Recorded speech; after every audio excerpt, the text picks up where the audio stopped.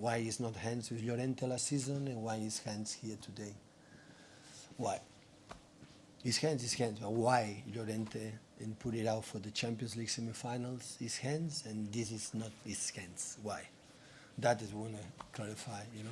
Why Christensen is not hands and the Bulls game is hands. And Laporte today is hands. When it's okay, you have to, yeah, maybe it's hands, but you have to see it quite properly. It's a corner, and Lamela go over the Rodri and go down. But VAR in that moment was take a coffee in that moment.